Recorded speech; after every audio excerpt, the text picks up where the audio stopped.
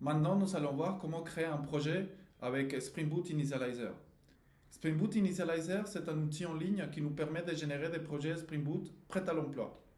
Nous pouvons trouver cet outil en ligne en allant directement sur l'URL start.spring.io sur le navigateur de votre choix ou tout simplement en allant chercher Spring Initializer sur n'importe quel navigateur.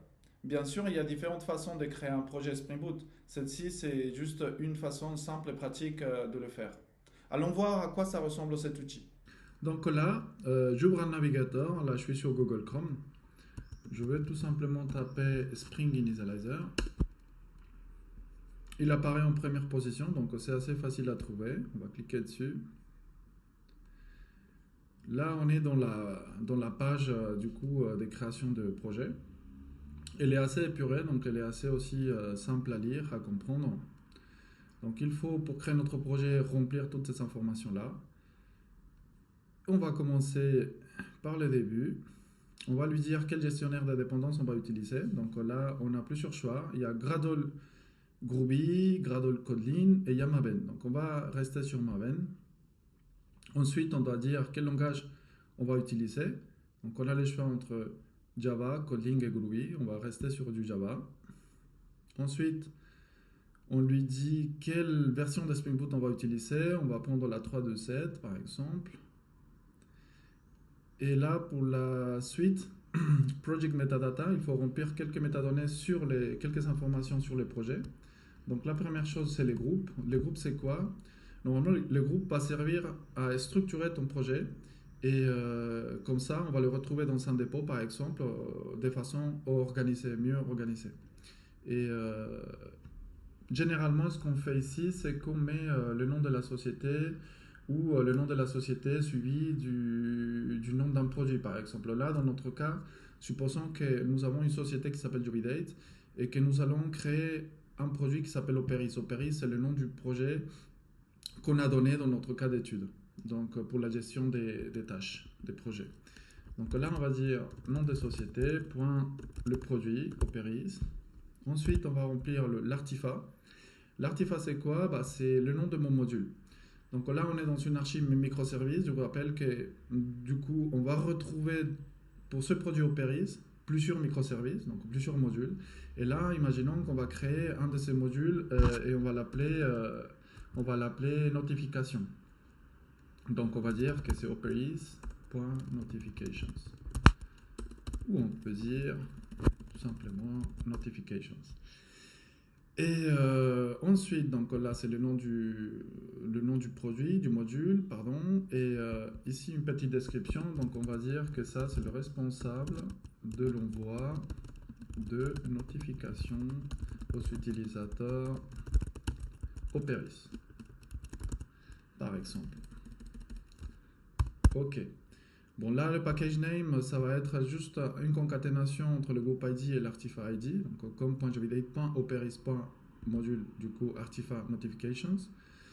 Ensuite, on doit dire comment on va packager ce projet. Est-ce qu'on va le packager en jar ou en war? Donc là, le plus souvent, le plus utilisé, c'est du jar. Donc on va dire, on va garder ce choix, jar.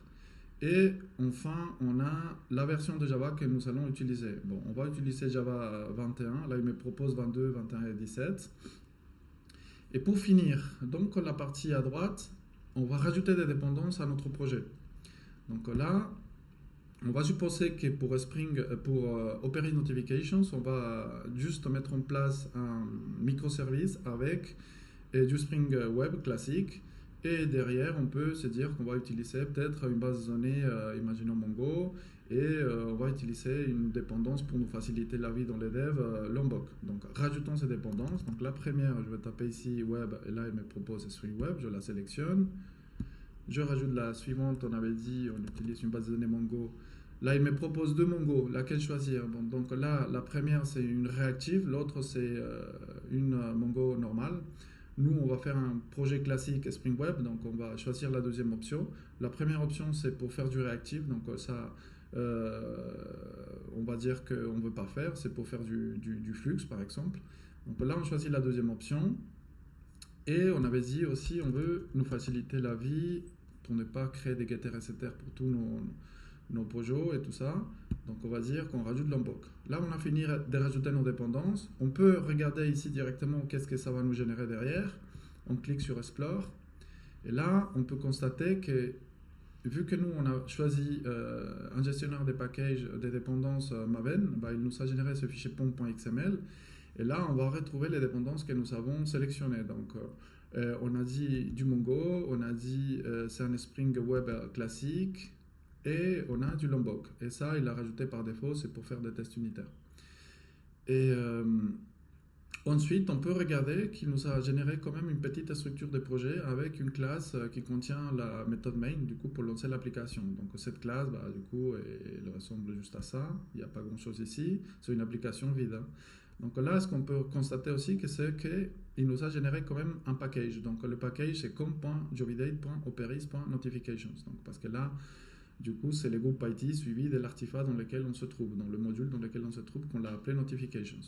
Il nous a aussi généré un fichier de conf, application properties. Ce fichier, nous allons voir plus tard, quand on rentrera en matière, qu'il peut porter aussi un nom .yaml, une extension .yaml. Là, il nous génère ça par défaut. Donc là, on voit qu'il y a juste une property qu'il a appelée Spring.applicationName, qui est juste le nom de l'application. Après, il m'a généré des dossiers vides. Bon, là, c'est pour mettre, par exemple, des ressources statiques. Là, c'est pour mettre des templates. Et par l'instant, du coup, ils sont vides, c'est pas grave. Et il nous a généré aussi une petite classe de test. Si on va voir qu'est-ce que c'est, là, on constate qu'il nous a fait juste une classe de test qui nous permet de valider que le contexte Spring il est bien chargé. Donc, si il nous manque un bin ou une config, bah, ce test nous dira si